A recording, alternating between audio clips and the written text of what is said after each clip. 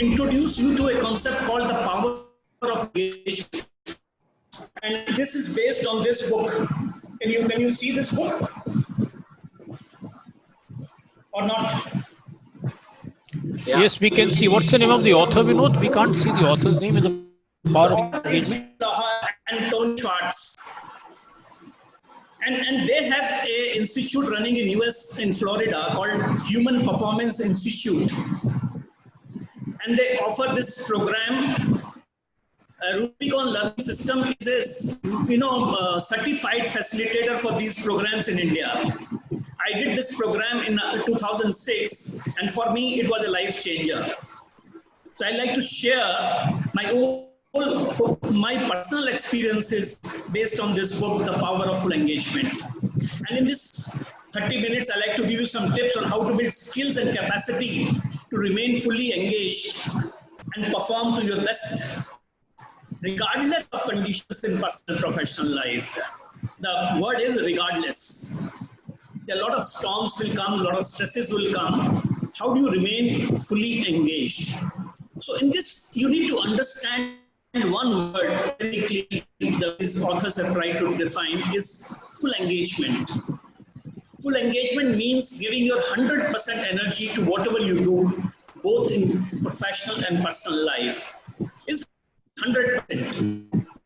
If most of the time we are going through the motions of working, but we are not giving 100%. And nowadays, multitasking has become a way of life. And according to this book, multitasking is enemy to full engagement. Multitasking is enemy to excellent work. Because when you do multitask, you're not doing justice to either of the two things. Let me give you examples of kind of multitasking we do. We are talking on the phone and working on our computer. We are talking to our colleagues face to face, but we are still looking at our computer screen continuously. So imagine the person who is facing us, would he feel respected? Would he feel fully engaged? No.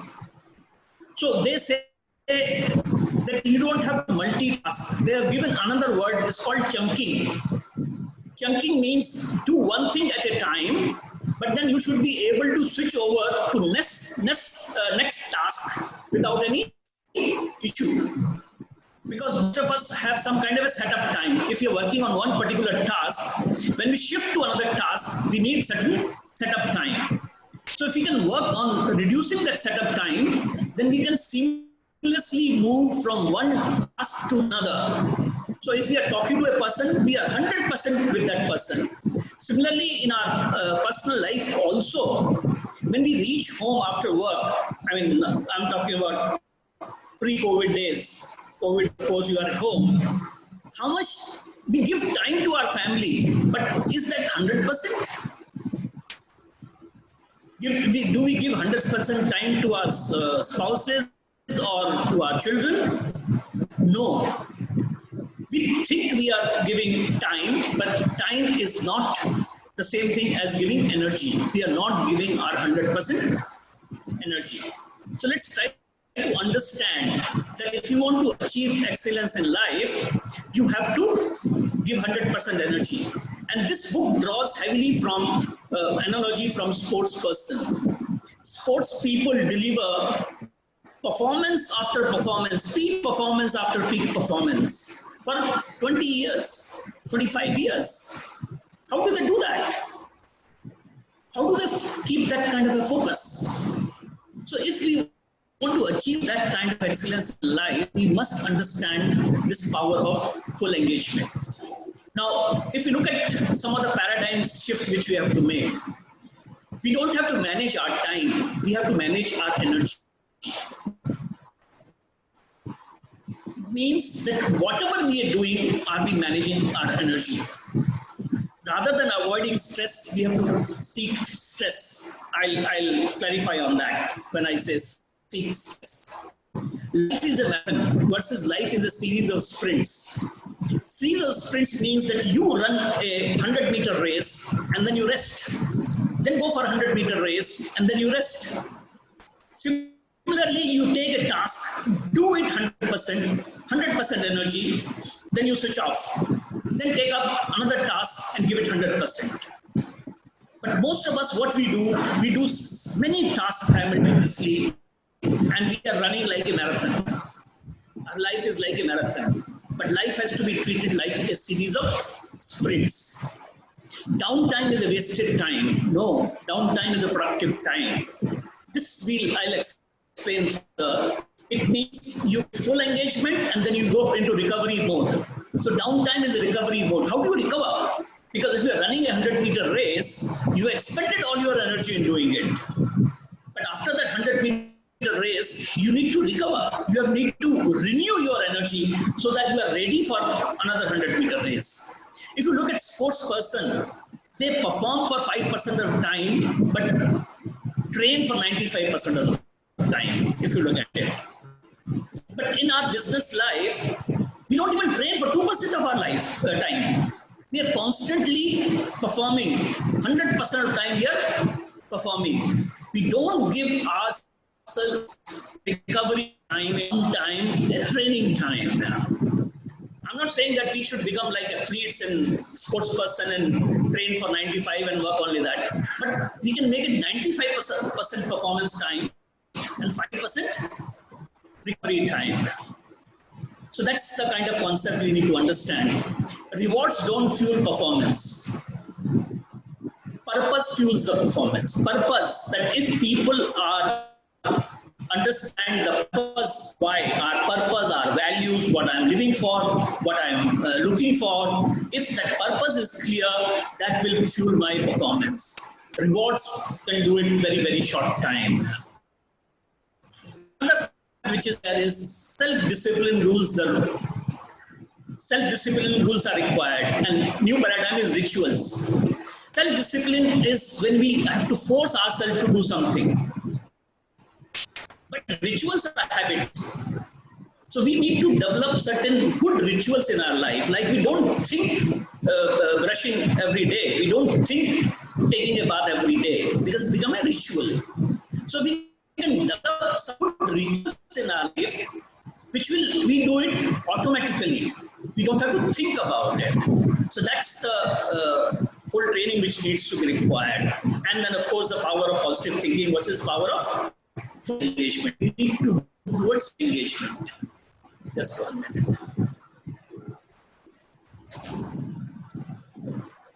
So let me ask you a question. Does your work pressure drain you or energizes you?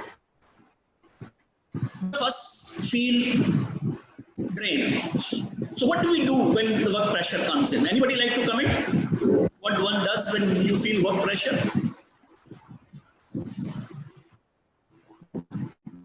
Start planning in our head of how and what to tackle first. Make a list and start working at it. Okay. Okay. So you reprioritize and make a list and then start working on it. Okay. Anybody else? Sort is the best option. When there's work pressure, sort out it.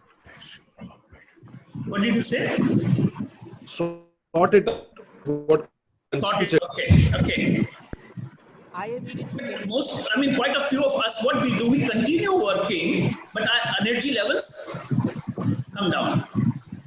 So if we feel a work pressure, what is the best to do at that point of time? Stop. Vinod, I would say you start enjoying the work, because when you enjoy something, you don't feel negative pressure. Okay, start getting into that. I'll come at what stage enjoy your work, at what stage the work pressure drains you. So if there's a pressure which you're feeling, and pressure is mental pressure and emotional pressure which comes on you, the best thing to do is at that point of time, because whatever you're doing further, you're not giving it your full energy, and therefore the output is going to be substandard. And most of us also accept substandard outputs. So we need to see whether we require. Can I just interject? Vinod, can I just interject? See, some pressures are inevitable. We can't do anything about they happen. You have to mean your some Yes. pressures are what you willingly bring on. In other words, it's optional pressure which you willingly bring on, and those don't make you exhausted. I mean, that's my take. Sorry, that's my take. So the concept I'm going to present to you is that how do you increase your capacity to handle pressures? Okay, okay. So all of us have a certain capacity to handle. You agree that some people can handle bigger pressures and people bring on at smaller pressures. Yes. You agree or don't? Yes. So idea is that the whole training, this training is all about how do I increase my capacity to handle pressure. Sir, I have That's also is in my hands. Yeah. sorry for So I have a question for multitasking. yeah. Come up with it, or I would take it. Pardon? Come again, Tushar? Come up with a question, or shall I wait for the session to end? Yeah. You on multitasking, I said multitasking is the enemy good performance. I have sir somewhere that multitasking could be done. Like you refer to the example of brushing teeth. So while brushing teeth, you can do some multitasking. Like what I do, I plan my day while I brush my teeth. So it's like it's kind of multitasking, but it could be productive as well. And I have read about this somewhere. Some author, I don't remember his name. Okay, this kind of multitasking, sitting on a potty and reading newspaper is multitasking. Yeah. But watching TV and working on your computer is multitasking. Talking to your children and working on your computer or a phone is multitasking. And then the task requires you to give full attention. That's what I'm calling multitasking. Yeah. Because brushing doesn't require your full attention. So you can read newspaper and still brush. But so we will talk about it more when we done that. So stress is not an enemy in our lives. It is a key to growth. Let me build this up. Now let me define the word growth. One is a physical growth. I mean, our physical growth stops at the age of 16, 17, 18, 19. Stop growing. But after that, there are lots of other growth which happens in our life. We call it maturing, becoming wiser, mentally more stronger, emotionally more stronger. Growth is maintaining, enhancing our capacity, energy capacity to face challenges in our professional and personal lives.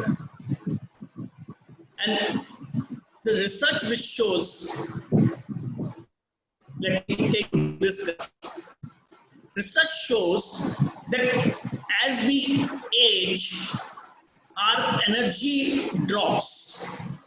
After the age of 30, our energy stops dropping.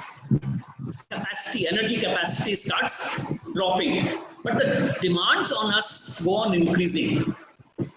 And somewhere research shows that around the age of 45 to 50, this crossover happens. Many of you are still below 45 years, so this crossover may not have happened. But the people who are above 45, they must have already experienced this crossover when the energy demand is more than their energy capacity. So what happens when this crossover happens? You start dropping certain activities. You start giving more priorities to one than to another. People make choices of their career. You say, no, for me, family is more important, so I'm taking a slightly backseat for my career. Or for my career is more important, therefore I am trying to make my family. Is that the right way to live life? Life is not about personal life and professional life. Life is total. We spend 50% time in professional and 50% time in personal life. And if you are fully, you must give our full energy to both the things. So that starts happening. So at that stage, what is required is that we need to Yes. We need to change this curve. We need to move it. How do we expand our capacity? And this is the thing which is required, that at certain stage in our life, if we don't do anything to expand our capacity, what we'll do, we'll start living life, and our life activities will start reducing. Certain activities will start dropping. I used to enjoy going parties in the evening. Now I don't feel like, I don't have enough energy.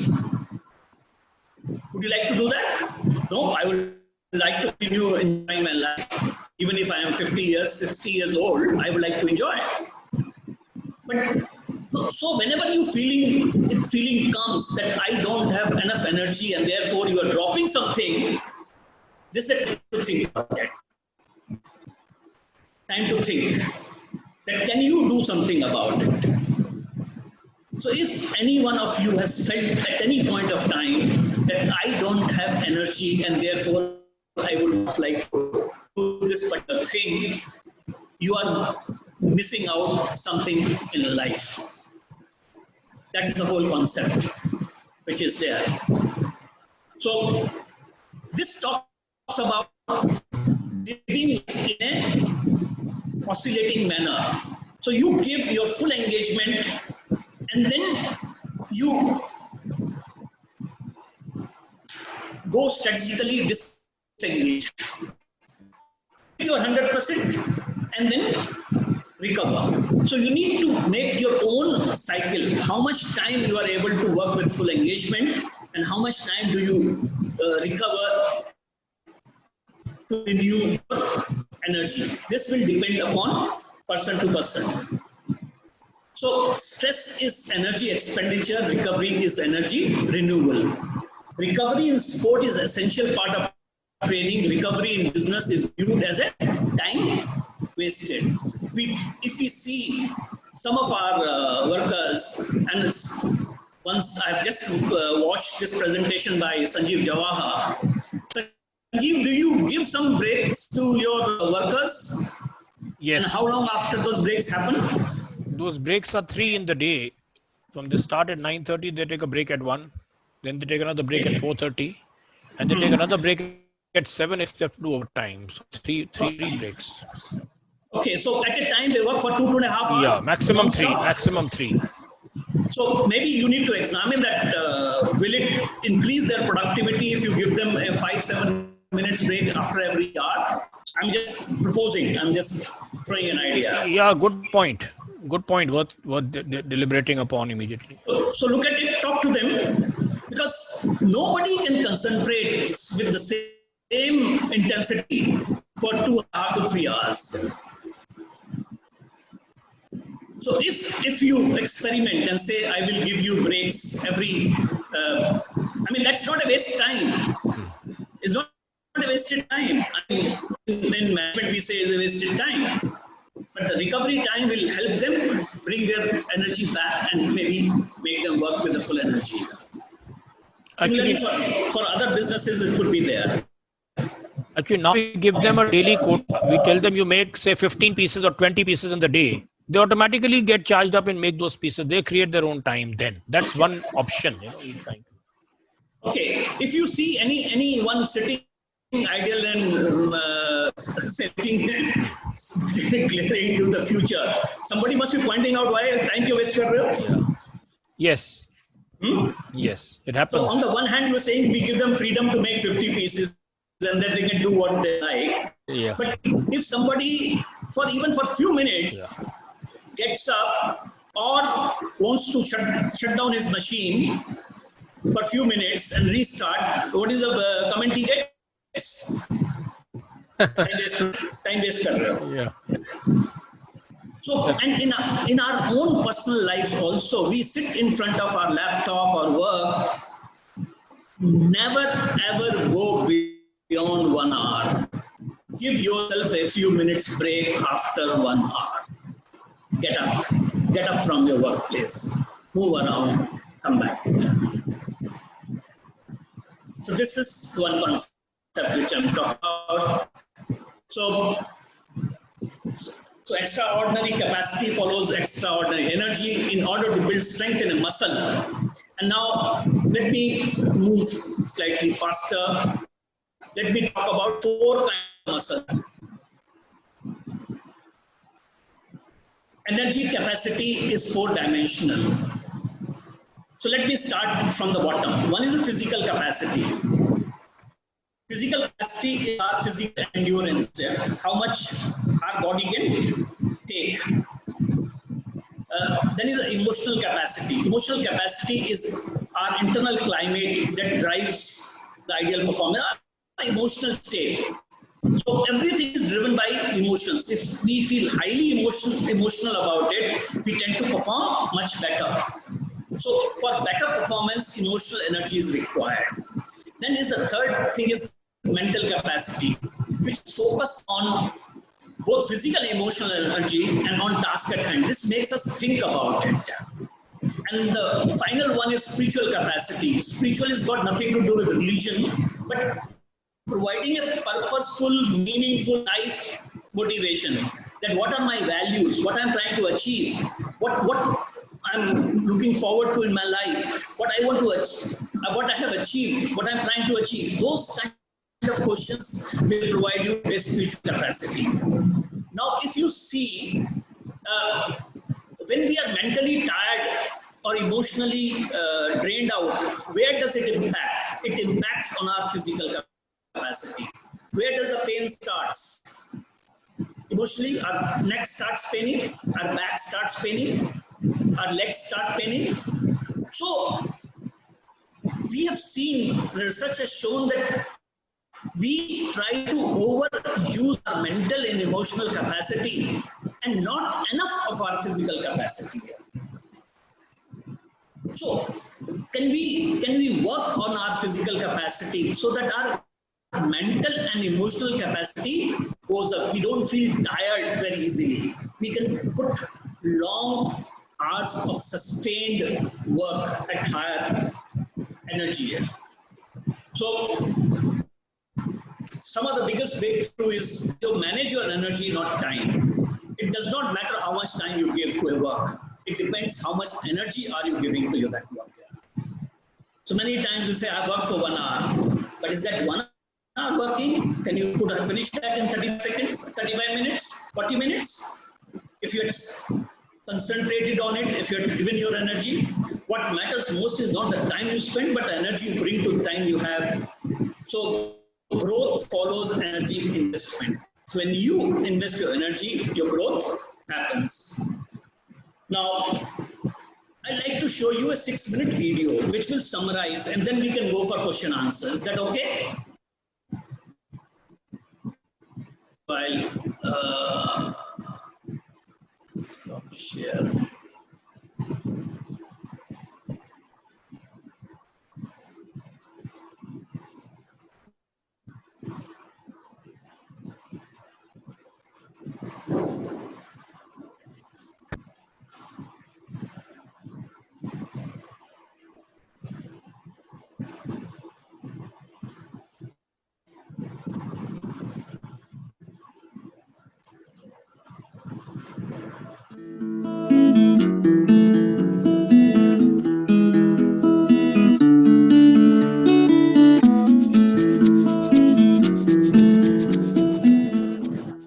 In order to be fully engaged, LGE's second energy management principle requires balancing energy expenditure or investment with energy recovery.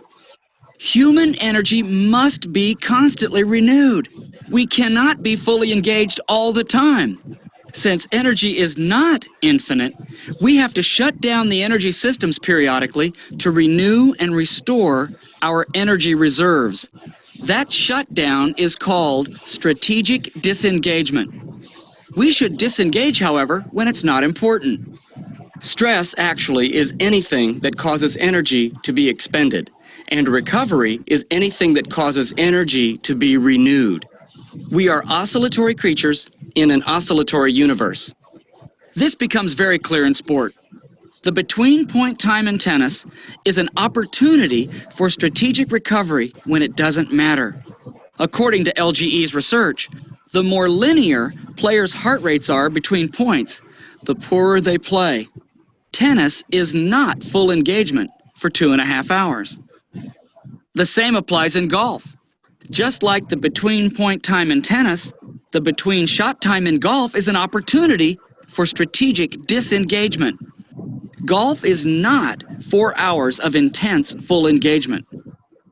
Instead of chronically spending or chronically renewing energy, we must oscillate between the two processes. We must oscillate physically, emotionally, mentally, and spiritually. Failure to oscillate eventually undermines performance, undermines our health, and undermines our happiness. It results in linearity. Linearity means expending energy without renewal or renewing energy without expending. In sport, when athletes take recovery, it's considered an essential part of their training. In the business world, it's viewed as time wasted. In the spirit of maximizing productivity, many managers instinctively view recovery as a barrier to getting the most out of their people. Some actually wear it as a badge of courage. Unfortunately, linearity leads to serious disengagement, both in sport and in business. Most corporate executives clearly don't get enough stress physically and spiritually because of insufficient energy expenditure. And they don't get enough recovery emotionally and mentally, meaning they spend too much energy without recovery, to sustain optimal capacity. We differentiate between 4 levels of engagement. Level 1 is being fully disengaged with all the lights off. Level 2 is being partially disengaged with more lights off than on. Level 3 is being partially engaged with more lights on than off. And level 4 is being fully engaged with all the lights on. Even though there is a time and a place for all 4 levels, the healthiest oscillatory rhythm when we do our best work is to turn the system fully on to reach full engagement, and then turn the system fully off to disengage. This holds true physically, emotionally, mentally, and spiritually. An example of this physically would be to turn the system fully on during interval exercise and to turn the system fully off in slow wave sleep at night. Let's take a look at this woman sitting on the park bench. She looks relaxed, but in reality, it is bogus or counterfeit recovery. She's multitasking. Emotionally and mentally, she's still working. Her energy systems are still on. To be effective to the maximum, LGE believes you should live life as a sprinter and not as a marathoner. The look of a sprinter is very different from the look of a marathoner, both before and after the race. Let's examine 2 world-class sprinters, Marion Jones and Michael Johnson. Why are they so fully engaged and so willing to give their best energy during the race? Because they only have to run 100 or 200 meters, and they can see the finish line. The marathoner, on the other hand, can't see the goal line 26 miles away. The marathoner must go for hours without a break, and must therefore get into an energy conservation mode. As corporate athletes, we are not just going 26 miles, but 30 to 40 years. Rather than just grinding out another day, we can break our work up into manageable sprints, followed by periods of strategic recovery. Our experience at LGE in every arena of high performance, including business, is that operating like a sprinter leads us to greater productivity, fewer mistakes, and better customer service. At the end of your race at work, do you want to look like a sprinter at the finish line or like a marathoner? The full oscillatory cycle shows that stress, which means energy out, is the stimulus for all growth. However, recovery is when growth actually takes place. As already mentioned, the best way to tune up your energy system physically, emotionally, mentally, and spiritually is to turn the system fully on and then turn it fully off. Switching from maximum energy expenditure to maximum energy renewal helps retain energy capacity. So let's summarize. As we've learned, performance depends as much on renewing energy as it does on expending energy in all dimensions. This is true in sport, business, and our personal lives.